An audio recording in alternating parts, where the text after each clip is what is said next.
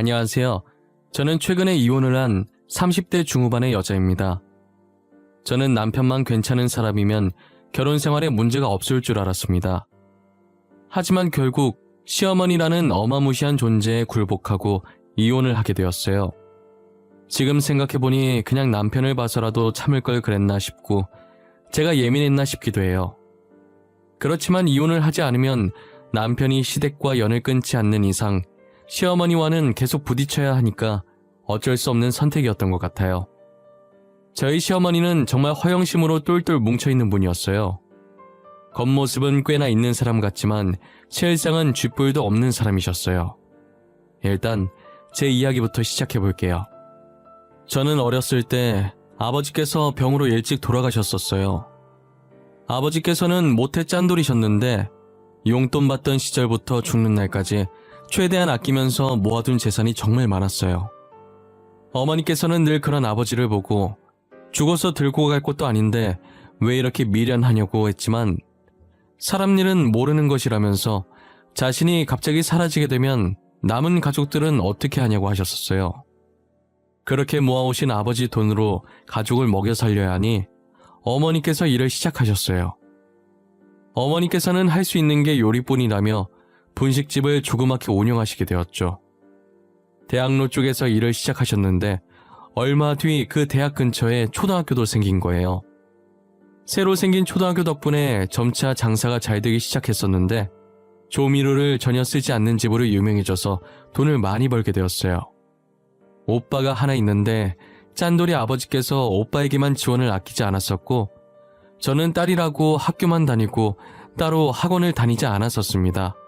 대신 오빠가 주말마다 제 공부를 따로 봐주곤 했었어요. 전교 1등 오빠를 둔 덕분에 저도 전교 1등까지는 아니더라도 항상 상위권에서 놀고 있었어요. 대학도 나름 알아주는 4년제에 입학을 하게 되었답니다. 어머니께서는 그런 제가 기특하다며 가게를 운영하시면서 아버지께서 못해줬던 것 이제라도 해주겠다며 등록금을 지원해 주셨어요. 저는 고등학생 때부터 패션에 관심이 많았어서 패션 디자인 학과를 나왔어요. 항상 저를 이쁘게 봐주셨던 교수님이 계셨는데 꼭 성공했으면 좋겠다는 인재라며 자신의 모든 인맥을 동원해서 제가 첫발을 잘 내디딜 수 있게 해주셨어요. 현재는 주얼리를 전문적으로 하면서 가끔 옷들도 외주를 받고 있어요. 제가 평소에는 안 그런데 업무에 있어서는 완벽주의자라 되게 까다롭고 엄격하지만 그만큼 일처리가 깔끔하니 다른 기업들이 좋아해 주시고 외주가 많이 들어오는 편이었어요. 동기들은 조금만 관심 받아도 더 유명해지고 싶어서 인터뷰가 들어오면 무조건 하더라고요. 저는 동기들 중에 제가 제일 유명했지만 얼굴이 알려지는 걸 별로 좋아하지 않는 성격이라 인터뷰가 들어와도 항상 거절하기 바빴어요. 괜히 구설수에 올라가는 게 싫어서 다른 사람들과 친목도 잘하지 않았었어요. 그래서 아는 사람들만 아는 디자이너로 업계에 유명했었죠. 친목을 하지 않는다고 해서 집에만 있는 건 아니었어요. 제가 혼자서 전시회 가는 걸 엄청 좋아했었거든요. 저는 사진 전시회보다 그림 전시회를 가는 것을 좋아했어요. 또 유별나서 유명한 화가보다는 이제 막 그림을 시작한 화가의 전시회만 다녔었어요. 저는 어김없이 신인 화가의 전시회에 갔고 한 그림을 보고 되게 감명을 받아서 자리 이동도 하지 않은 채 한동안 그 그림만 쳐다보고 있었던 것 같아요. 그리고 뭔가에 홀린 듯이 그림을 사서 작업실에 걸어놨죠. 그렇게 제 일상은 작업실과 전시회 방문의 반복이었었어요. 친구는 반복되는 일상이 지겹지도 않냐면서 남자를 한 명 소개시켜줬었어요. 그 남자가 바로 지금 저의 남편인데요. 남편의 첫인상은 정말 최악 중에서도 최악이었었어요. 남편이 저랑 대화를 나누면서도 계속 따분하다는 표정으로 일관하더라고요. 저도 솔직히 좋아서 나온 건 아니어서 그냥 자리를 박차고 나가려다 친구가 소개해준 거니 친구 입장을 생각해서 분위기 망치지 않으려고 노력을 많이 했어요. 그런데 맞춰주려고 혼자 떠드는 저도 점점 지치기 시작하더라고요. 그때 갑자기 전시회가 생각이 났지 뭐예요? 전시회는 입 다물고 볼 수 있는 곳이기도 하고 제가 좋아하는 곳이잖아요. 그래서 근처에 전시하던데 갈 생각 있냐고 물어봤어요. 혹시 전시회 좋아하세요? 근처에 전시회 하는 것 같던데 갈 생각 있으세요? 안 가고 싶으면 안 가고 싶다고 말씀하셔도 돼요. 전시회요? 너무 좋죠. 평소에도 전시회 좋아하세요? 최근에 전시회 가신 적 있으세요? 네. 저는 사진 전시회는 잘 안 가고 종종 그림 전시회 많이 가요. 그림 보고 있으면 이상하게 마음이 편안해져서요. 얼마 전에도 갔다 왔어요. 저도 그림 보면 마음이 편안해져서 심란할 때 전시회 가는데 주로 어떤 화가 전시회에 자주 가세요? 저는 이제 막 그림을 시작한 화가의 전시회를 주로 가요. 처음 시작하는 그 서툰 붓질이 너무 좋거든요. 뭔가 붓자국에 설레는 감정이 들어있는 기분이라서요. 전시회라는 말에 줄곧 따분해 보이던 남편의 얼굴에 화색이 돌기 시작하더라고요. 저는 남편이 그렇게까지 말이 많은 사람인 줄 몰랐어요. 좋아하는 분야가 나오니 신나서 조잘조잘 거리는 모습을 보니 싫진 않더라고요. 해맑게 어린아이같이 신나하는 남편이 조금 귀여워 보이기까지 했어요. 저는 전시회를 갔다 와서 남편에게 호감을 느꼈고 용기 내서 애프터 신청을 했어요. 남편도 제가 마음에 들었는지 알겠다고 하면서 수줍게 웃어 보이더라고요. 그렇게 저희는 전시회를 보러 다니면서 진지하게 만나기 시작했어요. 4년 정도 만나니 취향도 취미도 비슷한 남편과 결혼을 하고 싶다는 생각이 들었어요. 그래서인지 제 작업실을 누군가에게 잘 안 보여주는데 남편에겐 보여주고 싶었죠. 그런데 남편이 작업실에 걸려있는 그림을 보고 놀라더라고요. 자기야, 이 그림 뭐야? 이게 왜 여기 있어? 자기가 이 그림 산 거야? 어떻게 이게 여기 있을 수가 있지? 그거? 자기랑 만나기 전에 혼자서 전시회 갔을 때 샀었어. 근데 그게 왜? 이쁘지 않아? 내가 저 그림을 딱 보는데 마음이 뭉클하다고 해야 하나? 이상한 감정이 들더라고. 저 그림 내 그림인데? 나 전시회 3번 정도 하고 그림 접었었거든. 이때까지 이 그림 말곤 팔린 적이 없어서 도대체 누가 산 건지 너무 궁금했는데 그게 자기라니. 아, 진짜? 진짜 신기하다. 어떻게 이런 우연이 있지? 근데 왜 그만뒀어? 다시 시작해봐. 난 자기 그림 좋은 것 같아. 가끔 작업하다 힘들 때 저 그림 보고 있으면 편안해지던데? 정말? 내가 다시 해도 될까? 근데 다시 하기엔 너무 늦은 거 아니야? 그냥 다니던 회사나 잘 다닐래. 자기 말고는 내 그림에 아무도 관심이 없을 것 같아. 아니야, 아직 안 늦었어. 우리 다시 해보자. 내가 옆에서 열심히 응원해줄게. 난 자기가 꼭 해낼 수 있을 거라고 생각해.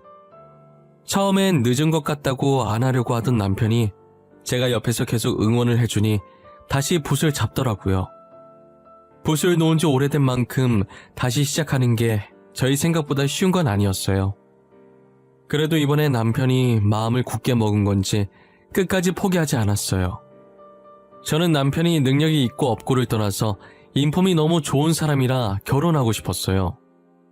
제가 결혼하자고 하자 남편이 계속 고민을 하길래 미래 일은 나중에 생각하자고 당신이 돈 못 벌어도 내가 벌면 된다고 결혼을 밀어붙였어요. 저는 인사를 드리러 과일 바구니와 한우 세트를 들고 남편의 집에 방문했어요. 제가 남편에게 주얼리 디자이너라고만 하고 구체적인 얘기는 하지 않았었거든요. 그래서인지 시어머니께서는 제 직업을 마음에 들어 하지 않으셨어요. 그래, 아들한테 얘기 많이 들었어. 대충 주얼리 그림 그려서 파는 일을 한다고 하던데 맞니? 우리 아들 화가야. 지금은 저러고 있어도 곧 전시회하고 유명해질 거라고. 근데 넌 고작 주얼리 그림 판다고? 어머님, 고작 주얼리 그림 파는 사람이 아니고요. 정확한 직업 명칭은 주얼리 디자이너입니다. 먹고 사는 게 걱정이시라면 크게 걱정하실 필요가 없으실 것 같아요. 둘이 먹고 살 정도는 벌어요. 그래 뭐 그건 그렇다 치고 아버지도 없이 홀어머니에 떡볶이 장사를 한다고? 집안이 튼튼해야 걱정 없이 장가를 보내든지 할 텐데 이게 영 시원치 않은 집안이네. 저희 둘이 좋아서 결혼하는 건데 집안이 무슨 상관인지 모르겠어요. 둘이서 안 굶고 입에 풀칠할 수만 있으면 되는 거 아닐까요? 어째 한마디도 안 지려고 하는구나. 그래, 자존심이라도 있어야지. 일단 우리 아들이 좋다고 하니까 결혼은 허락하마. 혼수는 내가 정해서 리스트 보내줘도 되겠니? 어찌저찌 결혼을 승낙받고 집은 시어머니께서 해주신다고 하시길래 제가 혼수를 해가기로 했어요. 그리고 저희 집에 인사를 갔는데 저희 어머니는 제가 좋으면 된 거라고 흔쾌히 허락해 주셨죠. 저희 둘은 결혼하고 정말 누구보다 행복했어요. 결혼하고 보니 남편은 제가 알고 있던 것보다 훨씬 더 좋은 사람이더라고요. 연애하던 시절보다 더 저를 아껴주고 사랑해 주었어요. 하지만 시어머니 때문에 저희 결혼 생활이 조금씩 삐그덕거리기 시작했죠. 시어머니께서는 자신의 친구들과 비교하면서 계속 겉모습에 치장을 하려고 하셨어요. 저는 초반에 제가 디자인한 주얼리들을 시어머니께 몇 번 선물로 해드린 적이 있어요. 그런데 시어머니께서는 제가 준 선물을 화장대에 아무렇게나 올려둔 채 잘 안 끼고 다니셨죠. 진짜 어쩌다 가끔 한 번씩 끼시곤 하셨어요. 저희가 원래 결혼할 때 돈 관리와 부모님 챙기는 건 각자 하는 걸로 합의 봤었거든요. 그래서 제가 잘 보이려고 초반에 선물로 좀 해드리다가 시간이 흐르면서 안 해줬었어요. 어차피 선물로 만들어서 드려봤자 아무렇게나 던져두고 잘 안 하시니까요. 시어머니께서는 값비싼 제품을 알아서 잘 사고 다니시길래 본인 돈으로 사는 건가 했죠. 결혼할 때 집도 바로 해주신 분이니 당연히 돈이 많은 집안이라고 생각했어요. 그런데 남편이 갑자기 월급 받으면 주겠다고 하면서 제게 돈을 빌리는 거예요. 여보, 진짜 미안한데 내가 월급 받으면 바로 줄 수 있거든? 나 돈 조금만 빌려주면 안 될까? 나 당장 쓸 돈이 없어서 그래. 당장 쓸 돈이 없다니? 지금까지 모아둔 돈 없어? 여태 돈도 안 모으고 뭐 한 거야? 우리 축의금 반만 나눈 건 어떻게 했는데 그것도 벌써 다 썼어? 아니 사실 어머니가 돈 좀 달라고 하길래 줬어. 급하게 쓸 곳이 있다고 하길래. 진짜 급해 보이시더라고. 그래서 일단 드렸지. 뭐? 어머니가 그걸로 뭐 하신다고 하시던데. 급하게 어디다 쓰신다던데. 명품 사겠다고 저러는 거 아니야? 요즘 어머니 백화점을 자기 집 드나들 듯 하시던데.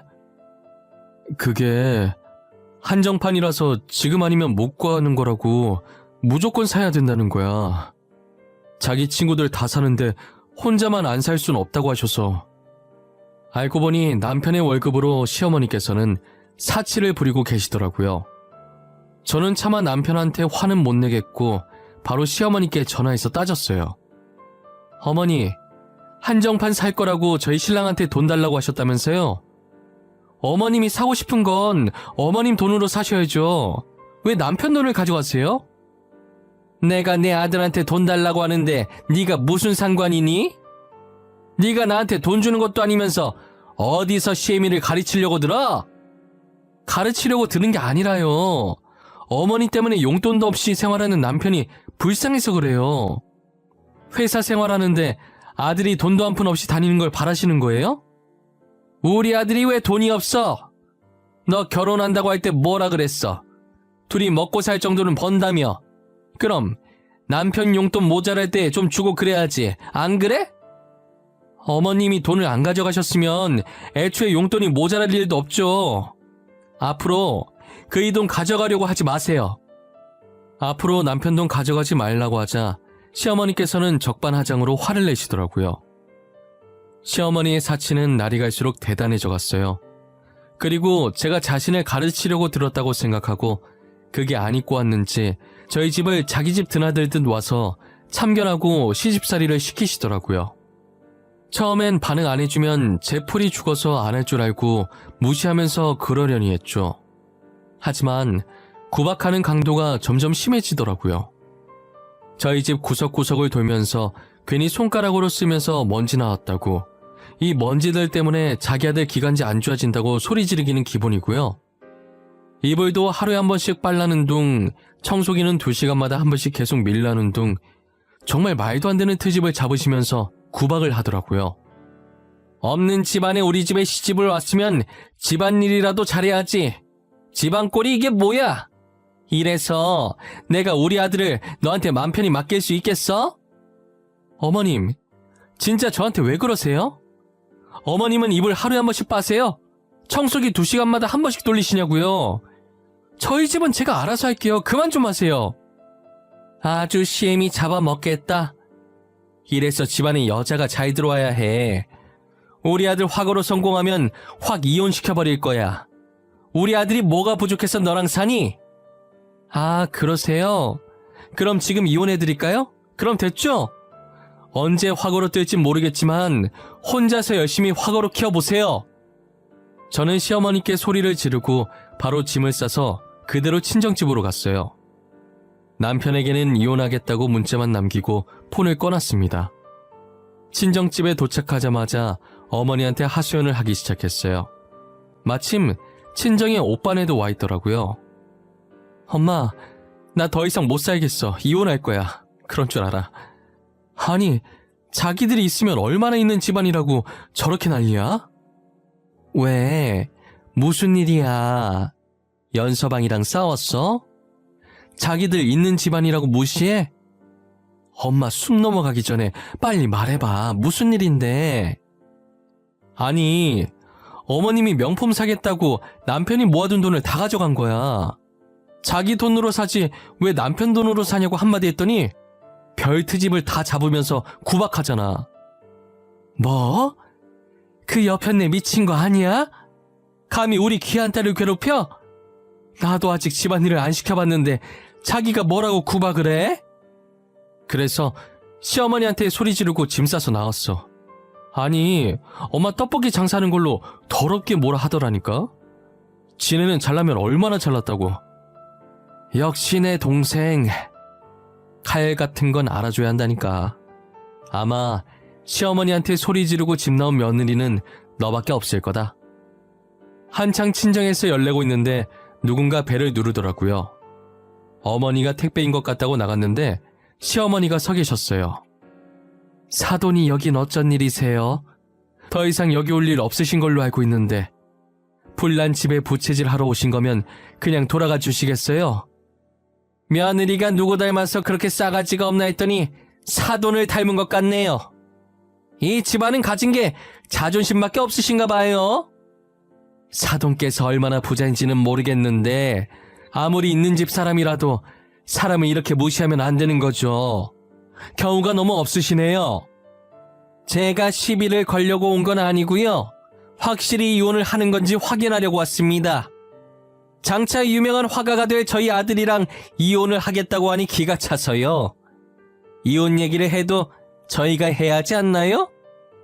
이혼 얘기를 누가 하든 뭐가 중요한가요? 없는 집 사람이면 이혼 얘기도 먼저 못합니까? 잘 살든 못 살든 안 맞으면 이혼하는 거죠. 고작 귀걸이 목걸이 그림 그려서 파는 애가 우리 아들이랑 이혼한다니 너무 웃겨서 그러죠. 우리 아들이야 금방 재혼할 수 있겠지만 며느리는 데려간 남자가 저희 아들밖에 없지 않을까 하는 걱정스러운 마음에. 시어머니는 친정에 와서는 어머니께 으름장을 놓기 시작하더라고요. 원래 저희 새언니가 나서는 걸 별로 안 좋아하는데 가만히 듣고만 있다가 입을 떼더라고요. 저기 어른분들 말씀 중에 끼어들어서 정말 죄송하지만 지금 저희 아가씨가 끼고 있는 귀걸이가 얼마짜린지 아세요? 이거 아가씨가 직접 디자인한 귀걸이인데 뭐 귀걸이가 비싸봐야 5만원 안쪽이지 않나? 금은방 가서 비싸봐야 50만원이던데. 그리고 길거리에 저런 디자인 널리고 널린 것 같더만 뭘. 길거리 귀걸이랑 비교하시면 안 될 텐데. 아가씨가 디자인한 귀걸이들 기본 1,000만 원이에요. 지금 차고 있는 귀걸이는 다이아가 들어가 있어서 억 단위고요. 뭐? 억? 저 조그만한 귀걸이가 억이라고? 내가 잘 모른다고 지금 거짓말 치는 거 아니야? 아가씨가 얼굴이 안 알려져서 그렇지 패션 디자인 업계에서는 꽤나 알아주는 사람이에요. 다들 아가씨 디자인 받으려고 줄 서는 거 모르시죠? 새언니는 표정 하나 안 바뀌고 침착하게 시어머니께 말을 이어나갔어요. 시어머니는 귀걸이 가격을 듣고 입을 있는 대로 벌려서 놀라시더라고요. 그리고 저희 어머님 떡볶이 장사하시는 걸로도 뭐라고 하셨다던데 장사한다고 못 사는 거 아니에요. 그 건물이 2층짜리 작은 건물이긴 해도 저희 어머님 건물이고 1층에 원룸 3개 있는 거 월세 받고 사세요. 세아가, 너는 집안이 잘 살면 잘 산다고 나한테 말을 해줬어야지. 제일 중요한 얘기를 빼면 어쩌자는 거야? 결혼은 둘이 좋아서 하는 건데 굳이 제 집안을 말할 필요가 있나요? 둘이서 잘 먹고 잘 사면 되는 거 아니냐고 결혼 전에도 제가 말했던 것 같은데요. 시어머니는 새언니의 말을 듣고 얼빠진 상태로 있었다가 정신이 든 건지 안색이 안 좋아졌어요. 저희 집에 냉기가 도는 와중에 남편이 문자를 받고 뒤늦게 헐레벌떡 친정으로 들어왔어요. 그리고는 오자마자 시어머니를 붙잡고 무조건 잘못했다고 빌라고 하더라고요. 엄마, 내가 엄마 일칠 줄 알았어. 당장 잘못했다고 그래. 무조건 잘못했다고 하라고. 진짜 아들 이혼당하는 꼴 보고 싶어서 그래? 내가 하지 말라고 그랬잖아. 너 알았어? 세아가 집안이 어떤 집안인지 알고 있었냐고.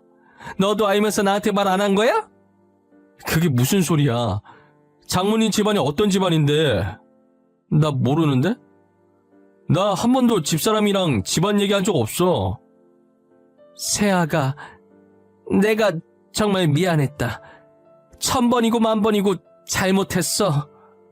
그러니 이제 우리랑 같이 집으로 가자. 응? 제가 거길 왜 가요?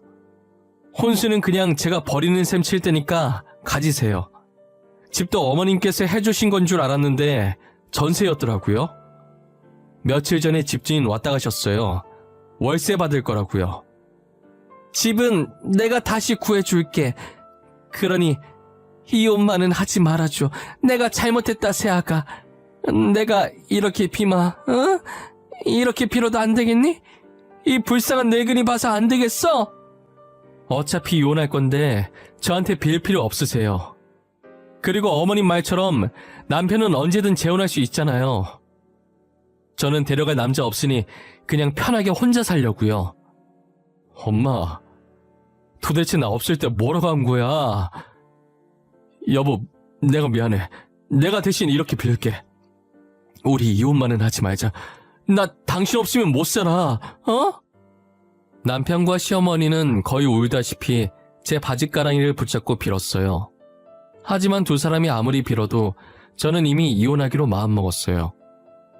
제가 불편한 표정을 짓고 있는 걸 보고 오빠가 나서서 두 사람을 밖으로 내보냈어요. 그 뒤로도 몇 번 찾아왔지만 저는 이혼 서류를 보내는 걸로 대답을 했죠. 아무것도 몰랐던 남편에겐 너무 미안했지만 어쩔 수 없었어요.